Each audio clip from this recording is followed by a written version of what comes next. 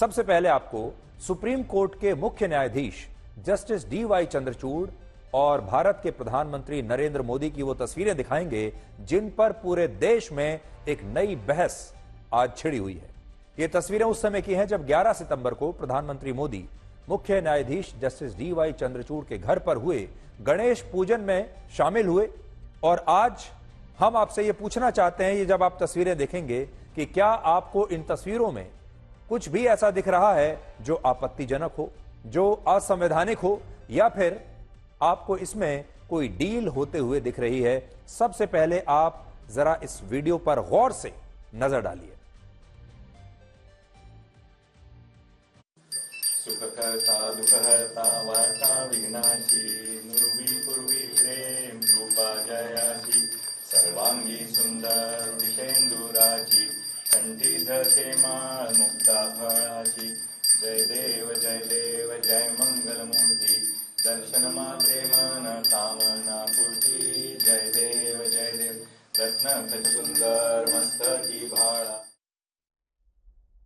इस वीडियो में आपको हिंदू धर्म को मानने वाले दो गणपति भक्त नजर आ रहे हैं या आपको कोई सेटिंग होते हुए दिख रही है? ये आपको तय करना है। आप बार बार इस वीडियो को देखिए और सोचिए कि इसमें आपको क्या होते हुए दिख रहा है। अब इन तस्वीरों को लेकर मुख्य रूप से देश में 3 बड़ी आपत्तियां हैं। हमने आज जो तमाम विपक्षी नेता, तमाम लोग जो बातें कर रहे हैं, उसे बहुत अच्छी तरह से उसका विश्लेषण किया और हमें 3 बातें समझ में आई कि 3 तरह की आपत्तियां हैं। पहली आपत्ति ये कि इससे न्यायपालिका और सुप्रीम कोर्ट की निष्पक्षता पर सवाल उठेगा और लोगों को ऐसा लगेगा कि मोदी सरकार और सुप्रीम कोर्ट के बीच कोई गठबंधन हो गया है। इसलिए इससे सुप्रीम कोर्ट की निष्पक्षता पर सवाल उठ रहे हैं और मुख्य न्यायाधीश की खुद की निष्पक्षता पर सवाल उठ रहे हैं। पहली आपत्ति यह है। दूसरी आपत्ति हिंदू धर्म को लेकर है, क्योंकि इसमें मुख्य न्यायाधीश जस्टिस डी.वाई. चंद्रचूड़ और प्रधानमंत्री मोदी भगवान गणेश की आरती कर रहे हैं और हमारे देश के ही कुछ लोगों का, जिनमें बड़ी संख्या में हिंदू ही हैं, उनका कहना है कि धर्मनिरपेक्ष भारत के मुख्य न्यायाधीश को सार्वजनिक रूप से अपने धर्म का ऐसे प्रदर्शन नहीं करना चाहिए। तीसरी आपत्ति प्रधानमंत्री मोदी की वेशभूषा को लेकर है। उनके इस गणेश पूजा में शामिल होने को लेकर है, जिसमें उन्होंने वैसी ही टोपी और पोशाक पहनी है जैसी महाराष्ट्र में मराठी समुदाय के लोग पहनते हैं। और क्योंकि महाराष्ट्र में बहुत जल्द विधानसभा के चुनाव होने वाले हैं और मुख्य न्यायाधीश जस्टिस डी.वाई. चंद्रचूड़ भी महाराष्ट्र से ही आते हैं, इसलिए बहुत सारे लोग इन तस्वीरों को चुनावों से जोड़कर देख रहे हैं और कह रहे हैं कि अगर महाराष्ट्र में चुनाव नहीं होते तो प्रधानमंत्री मोदी शायद मराठी पोशाक और ये टोपी पहनकर मुख्य न्यायाधीश के घर गणपति पूजा के लिए जाते ही नहीं। और महाराष्ट्र में गणेश चतुर्थी को हिंदुओं का सबसे बड़ा त्योहार माना जाता है, इसलिए बहुत सारे लोग आरोप लगा रहे हैं कि शायद प्रधानमंत्री मोदी इस वीडियो का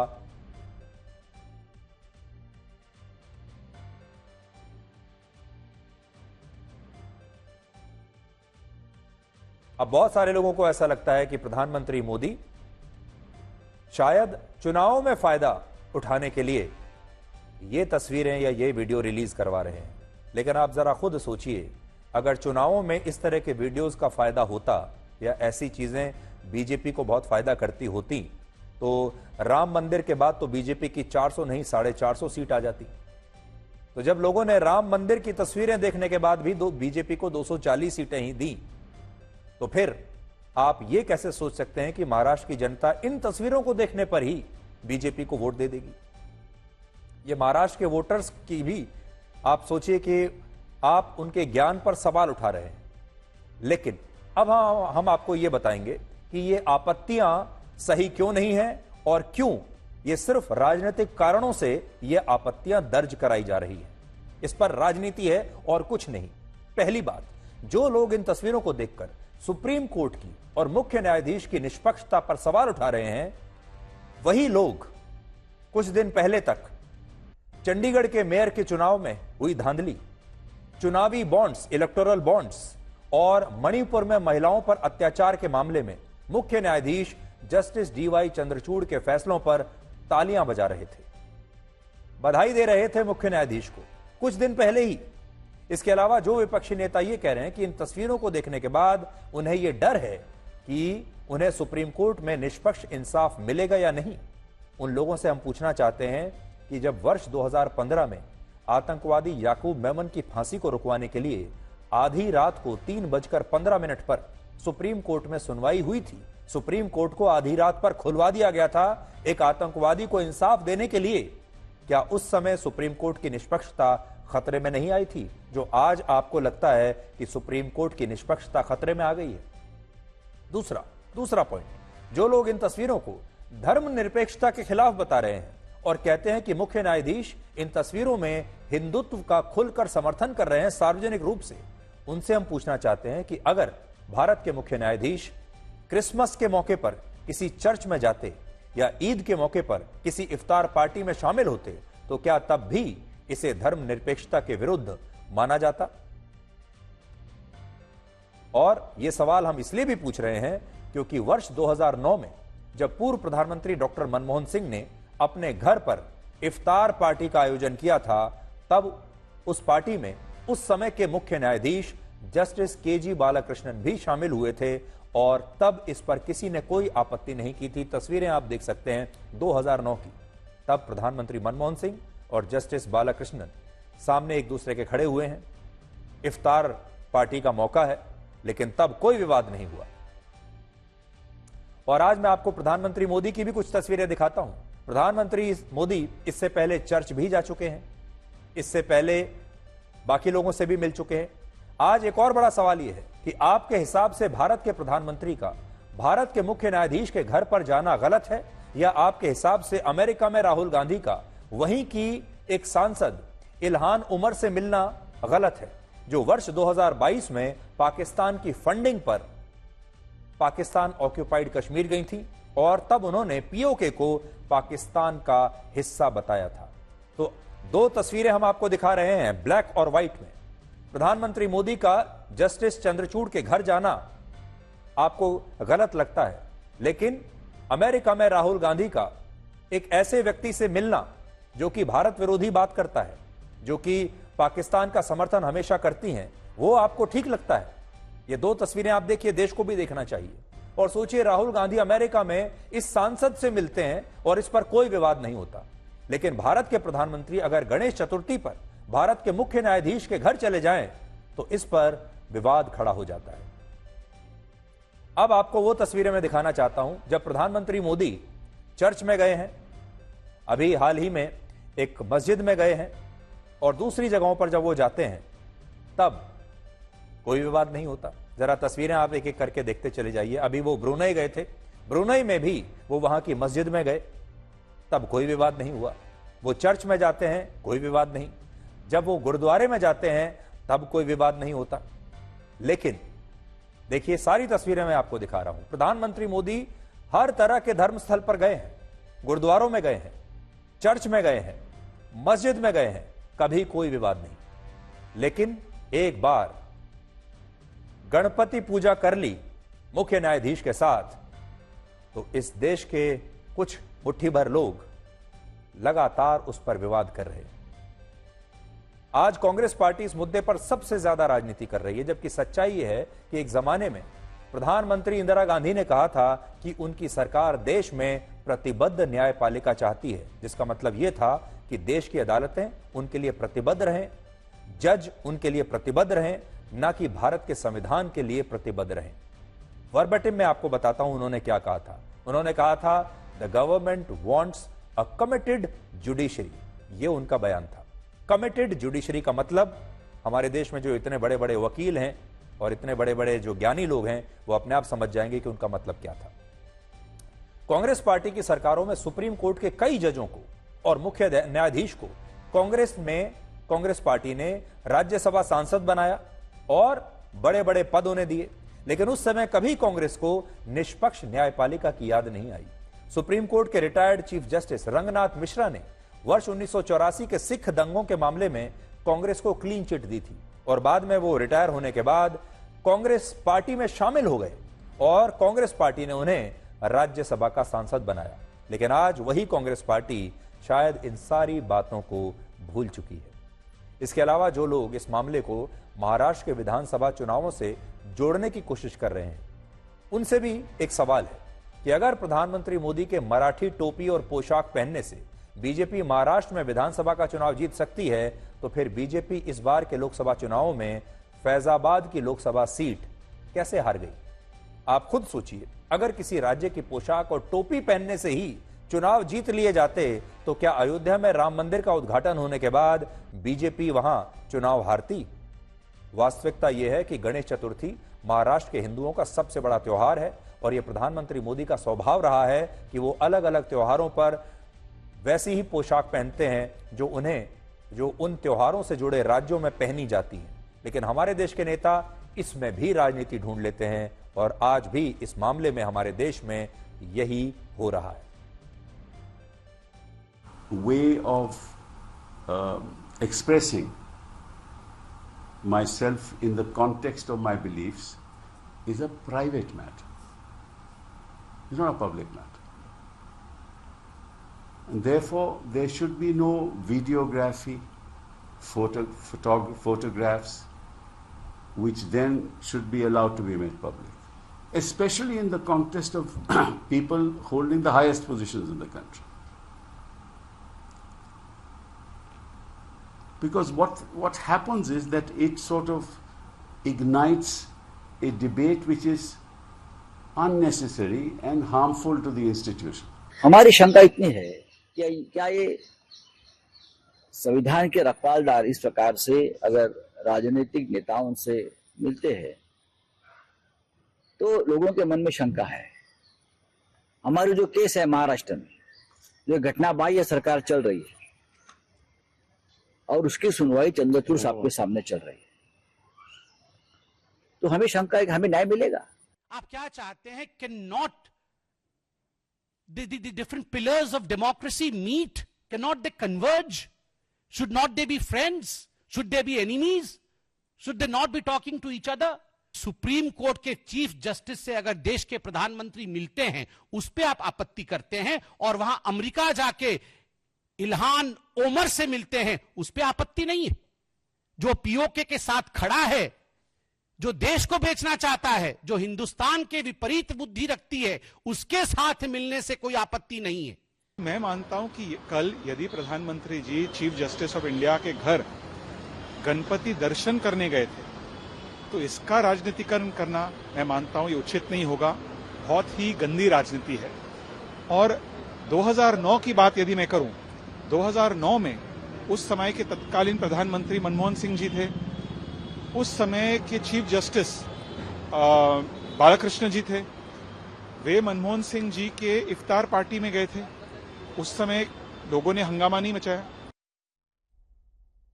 तो आपने सुना थोड़ी देर पहले कपिल सिब्बल कह रहे थे कि जाने में कोई बात नहीं है, सार्वजनिक नहीं होनी चाहिए वहां की तस्वीरें, उनका वीडियो नहीं बनना चाहिए। लेकिन क्या वो ये भी कहेंगे कि इफ्तार पार्टी के मौके पर जो हमारे देश के बड़े बड़े हिंदू नेता टोपी पहनकर फोटो खिंचवाते हैं सिर्फ इसलिए कि मुसलमान ये तस्वीरें देखने के बाद उन्हें वोट दे देंगे, क्या उस पर कभी उन्होंने पाबंदी लगाने की बात कही है? हमारे देश में हमारे बड़े बड़े नेताओं का ये शौक रहा है कि वो इफ्तार पार्टीज में जाते हैं, टोपी पहनकर जाते हैं, फोटो खिंचवाते हैं, सिर्फ ये बताने के लिए कि वो मुसलमानों के हितैषी हैं, सिर्फ ये बताने के लिए कि वो मुसलमानों का समर्थन करते हैं, और इस उम्मीद में कि अगले चुनाव में उन्हें मुसलमानों के वोट मिल जाएंगे। इससे पहले जब हमारे देश के नेता क्रिसमस मनाते हैं या सिखों के त्योहार मनाते हैं, तो क्या उस पर भी पाबंदी लग जानी चाहिए? क्या उसकी फोटो भी सार्वजनिक नहीं होनी चाहिए? क्या उसके वीडियो भी सार्वजनिक नहीं होने चाहिए? इसलिए ये एक बड़ा बहस का विषय है और हमारे देश के लोगों को जो हर चुनाव में वोट डालते हैं, उन्हें भी इसके बारे में अपनी एक राय बनानी पड़ेगी, क्योंकि ये जो सिलेक्टिव आलोचना है ये नहीं चल सकती। और इसका एक दूसरा एक पहलू यह भी है कि हमारे देश में न्यायपालिका और विधायिका, इन दोनों के बीच संबंध कैसा होना चाहिए? देश आगे तब चलता है जब विधायिका और न्यायपालिका में एक समन्वय होता है, जब दोनों मिलकर इस देश के लिए काम करते हैं। क्या भारत का प्रधानमंत्री भारत के मुख्य न्यायाधीश से कोई दुश्मनी रखकर चलेगा? क्या वो दोनों आपस में मिल नहीं सकते? क्या उन दोनों के बीच में मधुर संबंध नहीं हो सकते? क्या उन दोनों को देश के लिए काम नहीं करना है? और क्या अगर प्रधानमंत्री मुख्य न्यायाधीश के घर चले जाएं या उनसे कहीं मिल लें तो इसका मतलब यह है कि मुख्य न्यायाधीश निष्पक्ष नहीं रहेंगे? ये कुछ बड़े बड़े सवाल हैं जो हमारे देश के कुछ मुट्ठी भर लोग एक गलत फहमी पैदा करने की कोशिश कर रहे हैं हमारे देश में। प्रधानमंत्री मोदी का गणेश चतुर्थी के मौके पर मुख्य न्यायाधीश के घर पर जाना तो धर्मनिरपेक्षता का उल्लंघन है, धर्मनिरपेक्षता के खिलाफ है। लेकिन गणेश विसर्जन की शोभा यात्रा पर मस्जिदों से पत्थर बरसाना धर्मनिरपेक्षता के खिलाफ नहीं है। और हमारा अगला विश्लेषण इन्हीं दोहरे मापदंडों पर है। इन तस्वीरों में आप जिन दुकानों और गाड़ियों को जलते हुए देख रहे हैं, ये दुकानें और गाड़ियां बांग्लादेश के हिंदुओं की नहीं है। ये बांग्लादेश नहीं है, बल्कि ये भारत है। ये भारत के बहुसंख्यक हिंदुओं की दुकानें हैं, उनकी संपत्तियां हैं जिन पर आग लगा दी गई है। अगर आपको गलतफहमी हो रही है कि ये बांग्लादेश के हिंदू हैं, बिल्कुल नहीं। ये भारत की तस्वीरें हैं और ये भारत के हिंदुओं की संपत्तियों में आग लगाई गई है, वहां दंगे हो रहे हैं। 11 सितंबर को कर्नाटक के मांड्या में हिंदू मुसलमानों के बीच सांप्रदायिक दंगे हुए, जिसके लिए पुलिस ने 53 लोगों के खिलाफ एफआईआर दर्ज की है, जिनमें 23 हिंदू हैं और 30 मुस्लिम हैं। ये दंगे उस समय भड़के जब हिंदू समुदाय के लोग गणेश विसर्जन के लिए एक मस्जिद के सामने से शोभा यात्रा निकाल रहे थे। आरोप यह है कि जब इस शोभा यात्रा को मस्जिद के सामने काफी देर तक रोक कर रखा गया तो इससे हिंदू और मुस्लिम पक्ष के बीच तनाव पैदा हो गया, उनके बीच झगड़ा हुआ और मस्जिद के पास से कुछ लोगों ने हिंदू श्रद्धालुओं पर पथराव किया, पत्थर फेंकने शुरू कर दिए। पुलिस ने लाठीचार्ज करके भीड़ को नियंत्रित करने की कोशिश की, लेकिन इसके बावजूद मांड्या के इस इलाके में कई घंटे तक तोड़फोड़ हुई, आगजनी हुई और कुछ हिंदुओं की दुकानों को भी जला दिया गया। और यहां आपको कर्नाटक के गृह मंत्री का बयान भी आज जरूर सुनना चाहिए कि उन्होंने इसके बारे में क्या कहा। उनका कहना है कि ये सांप्रदायिक दंगे नहीं है, बल्कि मुसलमानों ने गलती से हिंदुओं पर पथराव कर दिया था।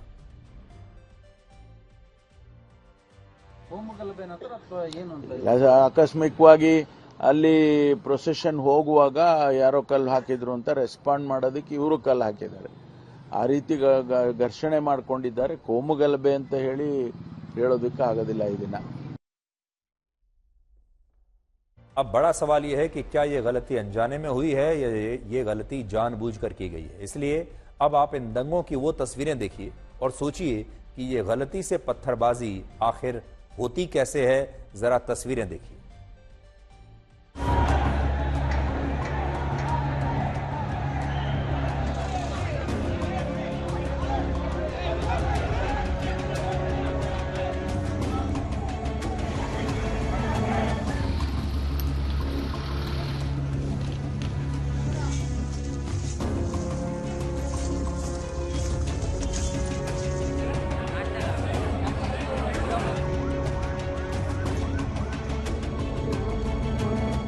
ಇವತ್ತು 5ನೇ ದಿನ ಗಣೇಶ ನಮ್ಮ ಜಿಲ್ಲೆಯಲ್ಲಿ ಒಂದು 400 ಕಡೆ ಇತ್ತು ವಿಸರ್ಜನೆ. ಸೊ ಹಂಗಾಗಿ ಎಲ್ಲ ಠಾಣಾ ಮಟ್ಟದಲ್ಲಿ ಎಲ್ಲ ಕಡೆ ಅಲ್ಲಿ ಬಂದೋಬಸ್ತ್ ಮಾಡಿದ್ವಿ. ಇಲ್ಲಿ ಆದರೂ ಸಹಿತ ಒಂದು KSRP ಮತ್ತು 2 ಇನ್ಸ್ಪೆಕ್ಟರ್ ಸಹಿತ ಇದ್ರು ಆ ಒಂದು ಸಂದರ್ಭದಲ್ಲಿ. ಆದರೂ ಸಹಿತ ಈ ಒಂದು ಘಟನೆ ಅಲ್ಲಿ ಜಾಸ್ತಿ ಹೊತ್ತು ಮಸೀದಿ ಮುಂದೆ ನಿಂತರು ಅಂತೇಳಿ ಒಂದು ವಿಚಾರಕ್ಕೆ ಸ್ಟಾರ್ಟ್ ಆಗಿದ್ದು ಇಲ್ಲಿವರೆಗೆ ಹೋಗಿದೆ. ಕಂಪ್ಲೀಟ್ ಸಿಚುವೇಶನ್ನ ಕಂಟ್ರೋಲ್ ತೊಗೊಂಡಿದ್ದೀವಿ. ಫರ್ದರ್ ಏನು ಡ್ಯಾಮೇಜ್ ಆಗದ ರೀತಿಯಲ್ಲಿ ಮತ್ತು ಫರ್ದರ್ ಏನು ಆಗದ ರೀತಿಯಲ್ಲಿ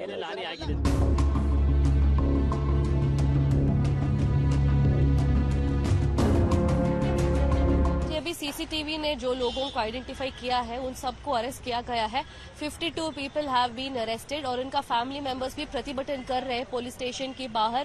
उनका बीवियों, उनका माँ, बहन सब नीचे बैठ के दोनों समुदाय से, हिंदू और मुसलमान समुदाय से दोनों महिलाओं नीचे बैठ के प्रोटेस्ट कर रहे हैं, ये कह के कि उनका पति और उनका भाई और उनका बेटा इनोसेंट है और अहोरात्रि उनको उनका घर से बाहर ले गया है। तो इसीलिए इसीलिए उसको विरोध करके सारे महिलाओं पुलिस स्टेशन के बाहर प्रोटेस्ट कर रहे हैं और पूरे टाउन में, नागमंगला टाउन में एक बंद है। बहुत सारा शॉप्स को बर्न डाउन किया गया है, बहुत फाइनेंशियल लॉसेस भी रिपोर्टेड है।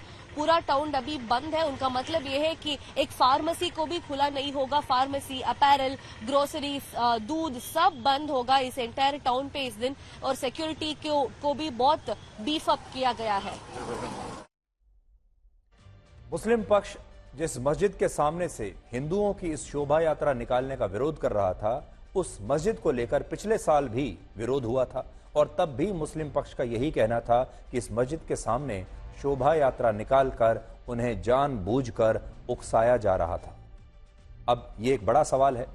इसमें एक सवाल तो ये है कि हमारे देश में अब आपने एक नई चीज देखी होगी कि लोग कहते हैं कि ये हिंदुओं का इलाका है और ये मुसलमानों का इलाका है। हिंदुओं के इलाके से मुसलमानों की शोभा यात्रा नहीं निकल सकती और मुसलमानों के इलाके से हिंदुओं की शोभा यात्रा नहीं निकल सकती। इसमें हो भी सकता है, अगर ऐसा हुआ है कि मस्जिद के सामने हिंदू पक्ष ने, हिंदू श्रद्धालुओं ने जानबूझकर उन्हें उकसाने की कोशिश की है, तो बिल्कुल यह मामला गलत है, ऐसा नहीं होना चाहिए। लेकिन बड़ा सवाल यहां पर यह है कि हमारे देश में संविधान है। संविधान को लेकर हमारे देश के बड़े बड़े नेता आजकल कहते हैं कि हम संविधान की रक्षा करेंगे। हमारे देश में कानून व्यवस्था है। इस सब के बावजूद ये किसने तय किया कि ये इलाके हिंदुओं के हो गए और ये इलाके मुसलमानों के हो गए? ये बंटवारा कब हुआ? हमने तो सुना था कि बंटवारा एक ही बार हुआ था 1947 में। मुसलमानों को पाकिस्तान दे दिया गया और हिंदुओं को हिंदुस्तान दे दिया गया। उसके बाद भारत में दोबारा से बंटवारा कब हुआ? दोबारा से ये किसने जो बॉर्डर है ये खींच दिए, ये सीमाएं खींच दी कि ये हिंदुओं का इलाका है और ये मुसलमानों का इलाका है। और अब हिंदुओं के इलाके से मुसलमानों की शोभा यात्रा नहीं जाएगी और मुसलमानों के इलाके से हिंदुओं की नहीं जाएगी। ये एक नए कानून हाल के वर्षों में कुछ देखने को मिल रहे हैं।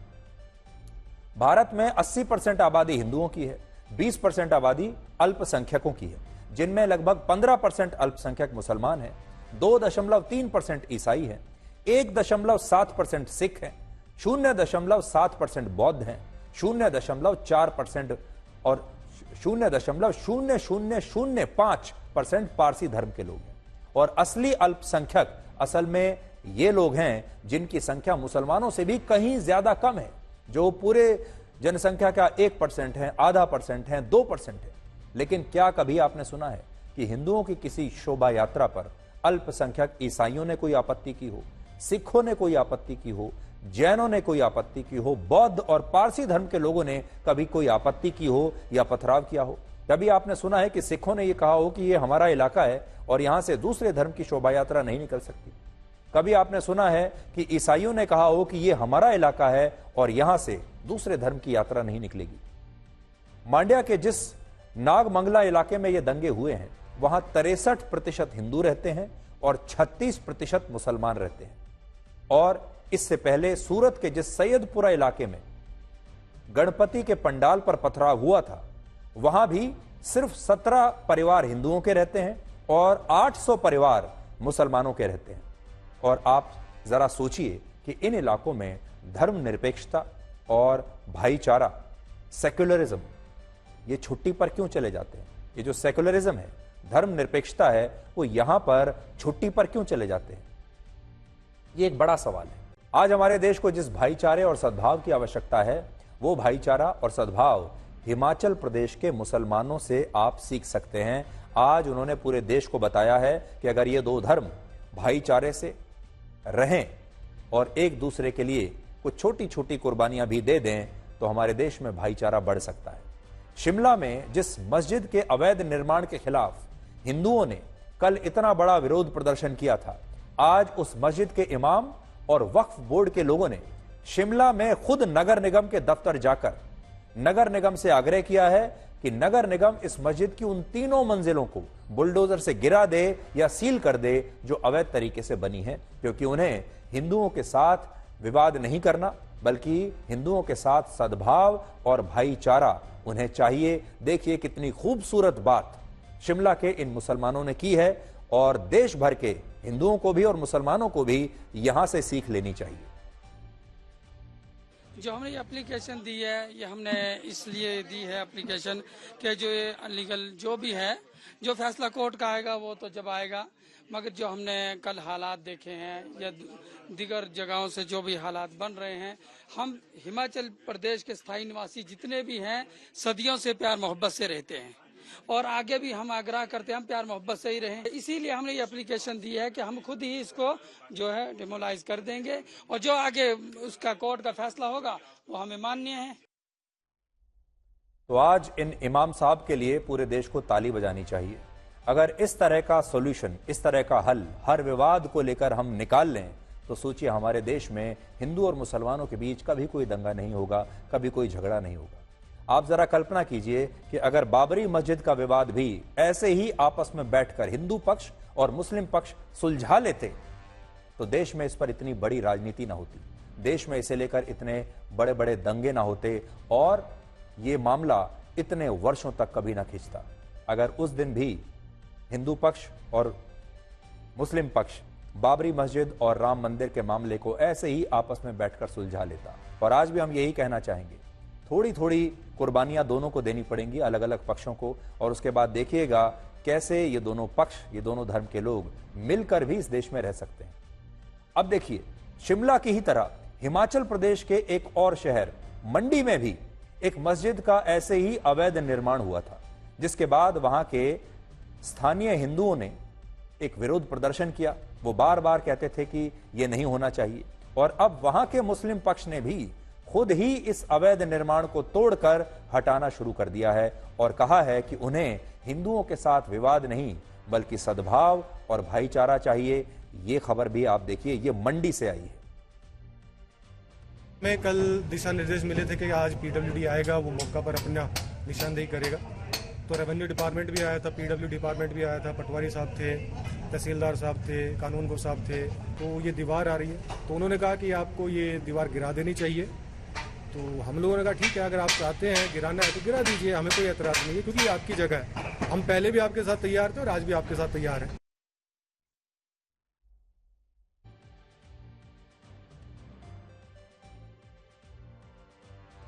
तो आज आप शिमला के मुसलमानों से सीख सकते हैं, मंडी के मुसलमानों से सीख सकते हैं, और अगर ये फॉर्मूला देश के तमाम लोगों ने अपना लिया तो फिर ये दंगे बंद हो जाएंगे।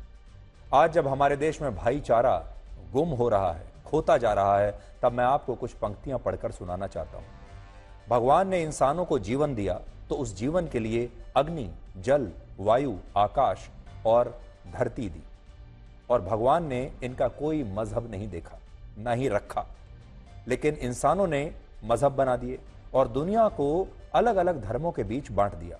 जबकि आज भी हिंदू, मुसलमान, सिख, ईसाई, पारसी समेत सभी धर्मों के लोग उसी एक ही हवा में सांसें ले रहे हैं, एक ही अग्नि है उनके लिए और आकाश भी उनके लिए एक ही है। फिर भी इंसान अलग अलग धर्मों में, अलग अलग विचारधाराओं में बटे हुए हैं। जबकि आकाश का कोई धर्म नहीं, धरती का कोई धर्म नहीं, अग्नि का कोई धर्म नहीं, जल का कोई धर्म नहीं, वायु का कोई धर्म नहीं। इस वक्त जब हमारे देश में इतनी राजनीति हो रही है और ज्यादातर पार्टियां जम्मू कश्मीर और हरियाणा के विधानसभा चुनाव में व्यस्त हैं और विपक्ष के नेता राहुल गांधी भी अमेरिका में चीन की तारीफ कर रहे हैं, तब मोदी सरकार ने भारत में कुछ ऐसा किया है जिसकी कोई चर्चा नहीं कर रहा है। हमारे देश में भी आपने देखा होगा कि गलत चीजों पर चर्चा होती है। हमारे देश में जो नकारात्मक खबरें हैं उन पर ज्यादा चर्चा होती है। अगर कुछ विवादास्पद हो जाए तो उसकी चर्चा होती है, लेकिन अगर कुछ अच्छा हो तो उसकी चर्चा नहीं होती। इसलिए अब एक ऐसी खबर आपके लिए लेकर आए हैं जिसकी कोई चर्चा नहीं हो रही, जिस पर कोई विवाद नहीं हो रहा, जिस पर विपक्ष का एक भी नेता इस कदम की तारीफ नहीं कर रहा। मोदी सरकार ने ऐलान किया है कि अब से आयुष्मान योजना का लाभ 70 वर्ष से ज्यादा उम्र के उन बुजुर्गों को भी मिलेगा जो सामाजिक और आर्थिक रूप से गरीब और पिछड़े हुए नहीं हैं। यानी हमारे देश में जितने भी लोग 70 साल से ऊपर के हैं, अब सबको आयुष्मान योजना का लाभ मिलेगा। सबको, चाहे वो किसी भी वर्ग के हों, चाहे वो गरीब हैं, अमीर हैं, कितना भी पैसा कमाते हों। इस फैसले से, ये जो फैसला है, ये देश के 4.5 करोड़ परिवारों के 6 करोड़ बुजुर्गों को फायदा पहुंचाएगा, जो किसी भी सरकारी और प्राइवेट अस्पताल में अब सालाना 5 लाख रुपए तक का मुफ्त इलाज अपना करवा सकते हैं। आयुष्मान भारत योजना दुनिया की सबसे बड़ी मुफ्त सरकारी बीमा योजना है, जिसमें बीमा की प्रीमियम राशि सरकार भरती है और बीमे का लाभ गरीब परिवारों को मुफ्त में मिलता है। वर्ष 2018 में जब यह योजना लागू हुई तब विपक्ष ने इसका बड़ा मजाक उड़ाया था और कहा था कि इससे गरीबों को कोई फायदा नहीं मिलने वाला। लेकिन 2018 से लेकर अब तक भारत के 7 करोड़ 37 लाख लोगों को इस योजना से मदद मिली है और उससे सरकारी और प्राइवेट अस्पतालों में वो मुफ्त इलाज करवा चुके हैं, जिस पर सरकार ने 1 लाख करोड़ रुपए से ज्यादा खर्च किए। मोदी सरकार ने इस योजना को देश के 12 करोड़ 34 लाख परिवारों के 55 करोड़ लोगों के लिए लागू किया था और अब तक देश में 35 करोड़ 15 लाख लोग अपना आयुष्मान कार्ड बनवा चुके हैं। अगर आपने बनवा लिया है तो अच्छी बात है, अगर आप इसमें शामिल हैं, नहीं बनवाया है तो आज ही आप भी बनवा लीजिए।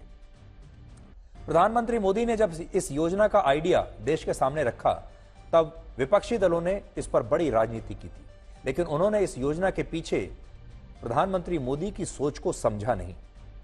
प्रधानमंत्री मोदी ने सरकार में आने के बाद ये आंकड़े निकलवाए कि देश में सरकारी और प्राइवेट अस्पतालों में इलाज कराने के कारण हर साल कितने लोग गरीबी रेखा से नीचे चले जाते हैं।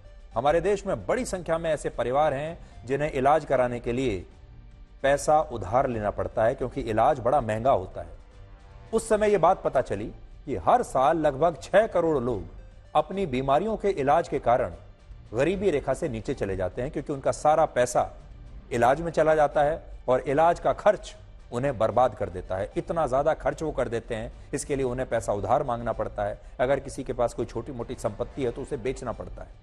इस स्थिति को देखने के बाद प्रधानमंत्री मोदी ने यह फैसला किया कि वो एक ऐसी बीमा योजना लाएंगे जिसमें बिना प्रीमियम दिए देश के गरीब लोगों को 5 लाख रुपए तक का मुफ्त इलाज मिलेगा।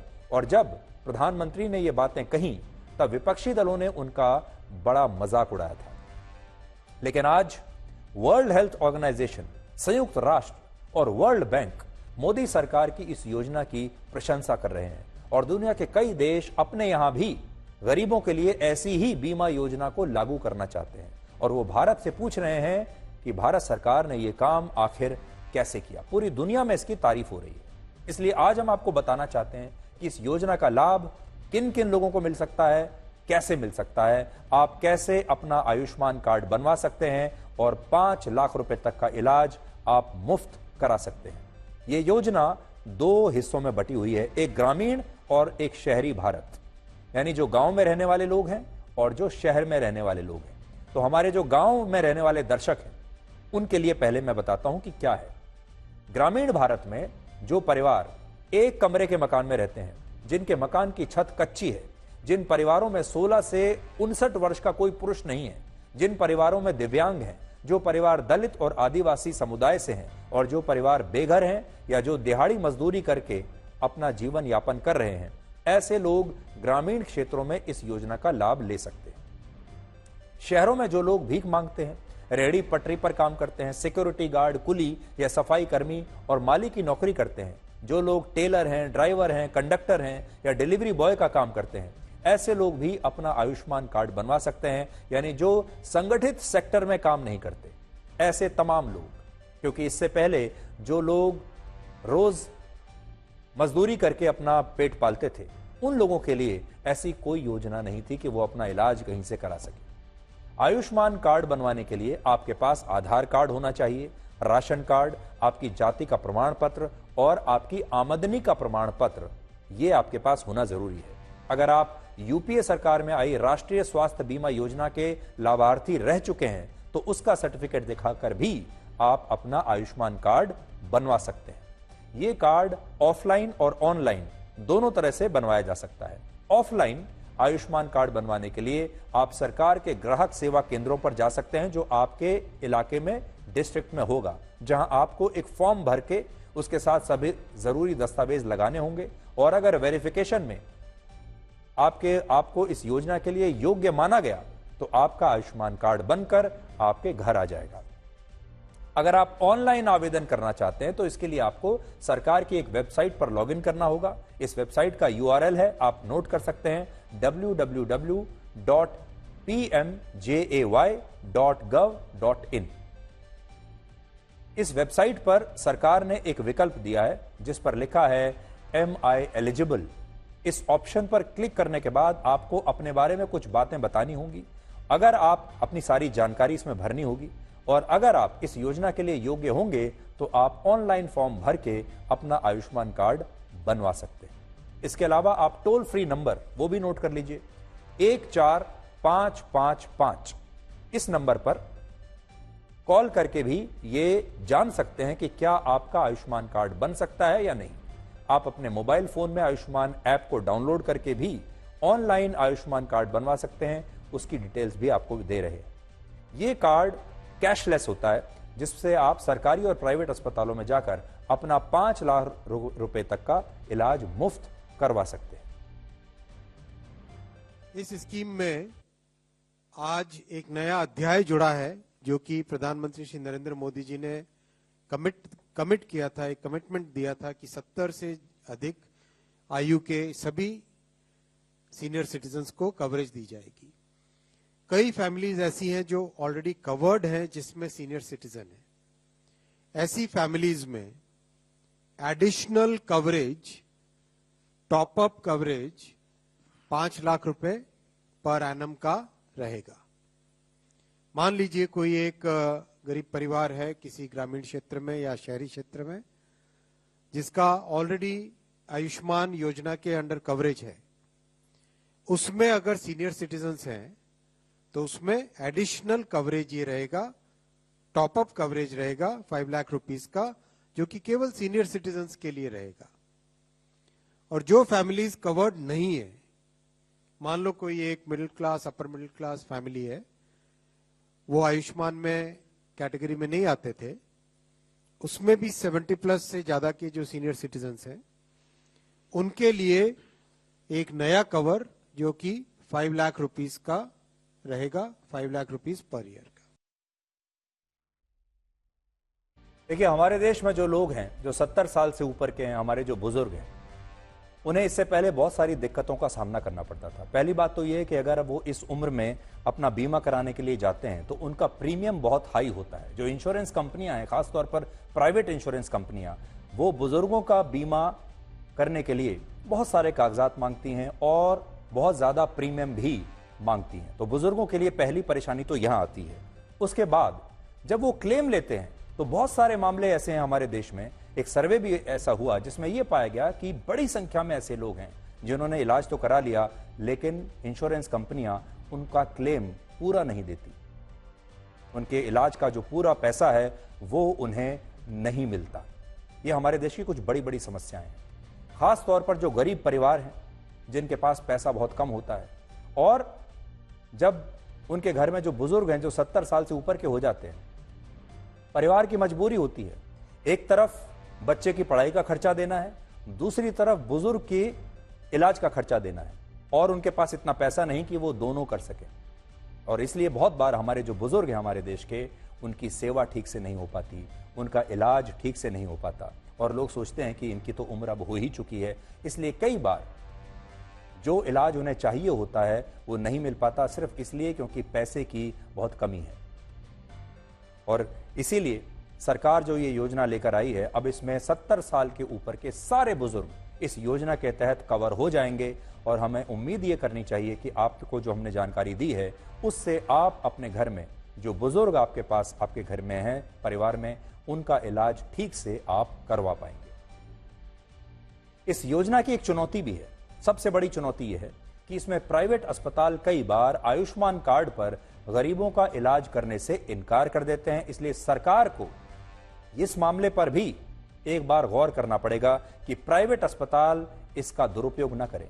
इसके अलावा कुछ मामलों में ऐसा भी हुआ जब मिलीभगत करके प्राइवेट अस्पताल फर्जी इलाज करके आयुष्मान योजना का दुरुपयोग करते हैं। इसलिए सरकार को इन चुनौतियों को भी आगे चलकर देखना होगा, क्योंकि आप जानते हैं हमारे देश में भ्रष्टाचार एक बहुत बड़ा मुद्दा है और कई बार भ्रष्टाचार की वजह से, पैसा कमाने की वजह से बहुत बार सही व्यक्ति को न्याय नहीं मिल पाता, सही व्यक्ति को इलाज नहीं मिल पाता, और जो बेईमान लोग हैं वो सिस्टम के लूप होल्स का फायदा उठाकर उस पैसे को ले जाते हैं, और जो गरीब आदमी है उसके हिस्से का पैसा किसी भ्रष्ट आदमी की जेब में चला जाता है, भ्रष्ट अधिकारियों की जेब में चला जाता है, या कई बार प्राइवेट अस्पताल भी वो पैसा अपनी जेब में डाल लेते हैं। इसलिए आपको भी बहुत सावधान रहना होगा।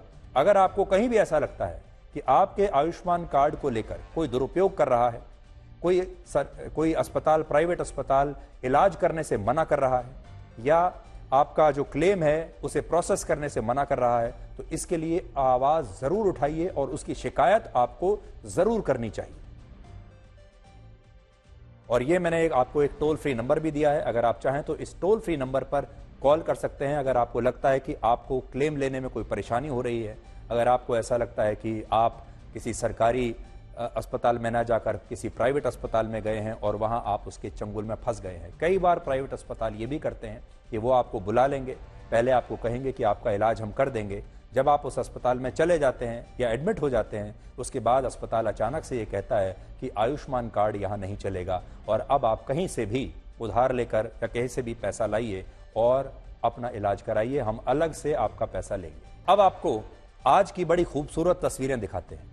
इस बार के ओलंपिक खेलों में जब भारत एक भी गोल्ड मेडल नहीं जीत पाया था, तब हमारे देश में इसकी बड़ी चर्चा हो रही थी, लोग निराश थे, और हमने भी आपको इस पर कई विश्लेषण दिखाए कि इतना बड़ा देश आखिर ओलंपिक खेलों में एक भी गोल्ड मेडल क्यों नहीं जीत पाता।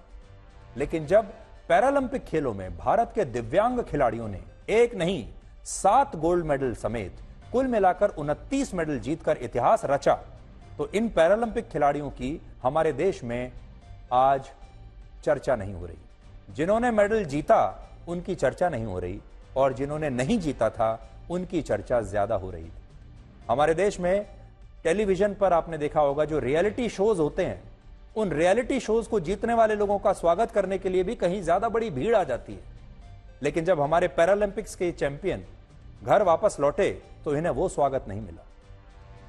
लेकिन आज भारत के प्रधानमंत्री नरेंद्र मोदी ने इन खिलाड़ियों से खास तौर पर मुलाकात की, और इनमें भी कुछ तस्वीरों की बड़ी चर्चा हो रही है, जिसमें से एक ये है। ये तस्वीर नवदीप सिंह की है, जिन्होंने जेवलिन थ्रो की कम हाइट वाली श्रेणी में भारत को गोल्ड मेडल जिताया। और आज जब वो प्रधानमंत्री मोदी को एक कैप पहनाना चाहते थे, तो इसके लिए प्रधानमंत्री अपने घुटनों पर बैठ गए, और इसके बाद नवदीप सिंह ने देश के प्रधानमंत्री को कुछ इस तरह से कैप पहनाई। आज आपको ये तस्वीरें बहुत पसंद आएंगी।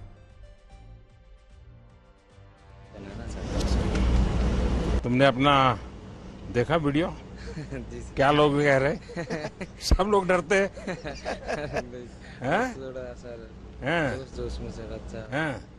तो कैप पहनाना चाहोगे? जी सर। तो मैं यहाँ बैठता हूँ, तुम पहनाओ। हाँ। वाह, लग रहा है ना तुम बड़े हो। सर वही क्या? हाँ, ये सर थ्रोइंग आर्म है, तो इस पे थोड़ा साइन कर दो। हैं? जी सर। चलिए, ये थ्रोइंग आर्म है सर। यहाँ पर? हाँ सर। अच्छा, यही तुम यहीं से करते हो? जी सर। ओह, तो तुम भी मेरे जैसे ही हो। हाँ सर, लेफ्ट हूँ सर। हाँ।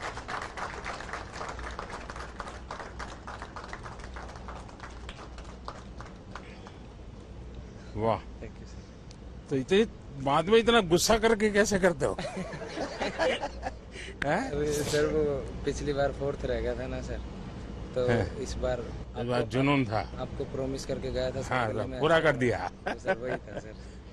तो बाकी लोग क्या कहते हैं? सब अच्छा ही बोल रहे हैं सर, देश का नाम रोशन किया सर, सब अच्छा बोल रहे हैं। चलिए, बाकी लोगों के लिए आप पीएम का मतलब होता है कि प्राइम मिनिस्टर, और हम सब के लिए आप पीएम का मतलब है परम मित्र।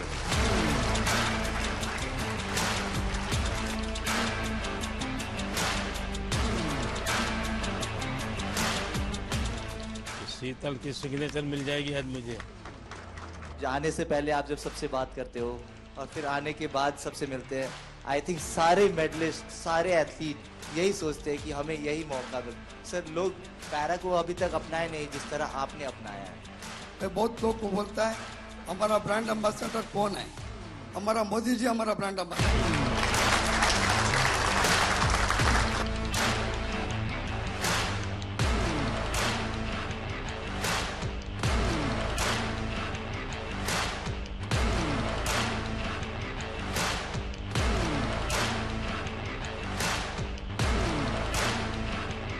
इस बार जिनकी रील सबसे ज्यादा पॉपुलर हुई वहां तो तुमने दिन निकाल दिए। अब घर में क्या होगा तेरा? है सिमरन? सर ये जितना अच्छा बन के दिखा रहा है इतना है नहीं। कभी ना कभी ऐसे प्रेशर आता रहता है कि आपको परफॉर्म करना है। जब आप बोलते हो कि आप जाओ बस खेलो, हाँ जीत हार तो लगी रहती है, फिर नीचे वाले ये सब ऐसे लगते हैं अरे देख लेंगे। ये तस्वीर दिखाने के पीछे हमारा मकसद यही है कि हमारे देश में अक्सर लोग दिव्यांगों को थोड़ा कमजोर समझ लेते हैं, उन्हें उतने मौके नहीं दे पाते। इसलिए आपसे यही कहना चाहेंगे कि दिव्यांग कमजोर नहीं होते, उन्हें कमतर करके मत आंकिए। अगर कोई दिव्यांग ओलंपिक खेलों में जाकर गोल्ड मेडल जीत सकता है तो सोचिए अगर वो नौकरी करेगा, कोई काम करेगा तो कितने अच्छी तरीके से वो कर सकता है। इसलिए हमारे देश में जो भी दिव्यांग हैं उन्हें सिर्फ एक मौके का इंतजार है और वो मौका आप उन्हें जरूर दीजिए, वो मौका उन्हें देश की तरफ से जरूर मिलना चाहिए। जल्दी से हमारे देश के पेरेंट्स के लिए एक बड़ी खबर हम बताना चाहते हैं और बड़ी खबर उनके लिए ये है कि स्वीडन ने 18 साल से कम उम्र के बच्चों के लिए स्क्रीन टाइम को लेकर नए नियम बनाए हैं। स्वीडन में अब से 2 साल से कम उम्र के बच्चों के लिए मोबाइल फोन और टीवी की स्क्रीन देखने पर पूरी तरह से पाबंदी होगी और 2 साल से ज्यादा उम्र के बच्चों के लिए भी एक निर्धारित स्क्रीन टाइम का पालन करना होगा। इसके तहत 2 से 5 वर्ष के बच्चे प्रतिदिन सिर्फ 1 घंटा, 6 से 12 वर्ष के बच्चे 2 घंटा और 12 वर्ष से ज्यादा उम्र के बच्चे दिन भर में सिर्फ 3 घंटे ही स्क्रीन देख सकते हैं, चाहे वो टीवी हो या मोबाइल फोन हो।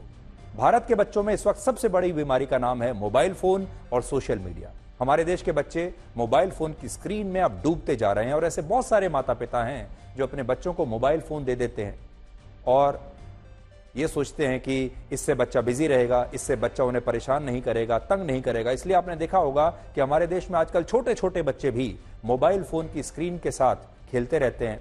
इसके बावजूद हमारे देश में बच्चों के स्क्रीन टाइम को लेकर कोई कानून नहीं बनाया जा रहा, जबकि पूरी दुनिया इस पर अब कानून बना रही है। जैसे ऑस्ट्रेलिया में सोशल मीडिया के इस्तेमाल की न्यूनतम उम्र तय करने की तैयारी हो रही है। अब वहां बच्चों को 14 या 16 साल से पहले सोशल मीडिया इस्तेमाल करने की इजाजत नहीं होगी। इससे पहले चीन भी पिछले साल ये कानून लाया जिसके तहत वहां रात 10 बजे से लेकर सुबह 6 बजे तक 18 साल से कम उम्र के बच्चे मोबाइल फोन या दूसरे डिजिटल स्क्रीन का इस्तेमाल नहीं कर सकते। लेकिन भारत में इसे लेकर अब तक कोई कानून नहीं बना, जबकि इन देशों से ज्यादा भारत के बच्चों में मोबाइल फोन की लत और इसका स्क्रीन टाइम लगातार बढ़ता जा रहा है। इसलिए आप भी अपने अपने घरों में इस बात पर चर्चा कीजिए कि क्या वो समय आ चुका है जब हम अपने घर के बच्चों के लिए मोबाइल फोन की स्क्रीन पर वो कितना समय बिताएंगे इसे लेकर एक कानून बना सके और अपने जीवन की तुलना किसी के साथ ना करें, क्योंकि सूर्य और चंद्रमा के बीच कोई तुलना नहीं है। जब जिसका वक्त आता है वो चमकता है।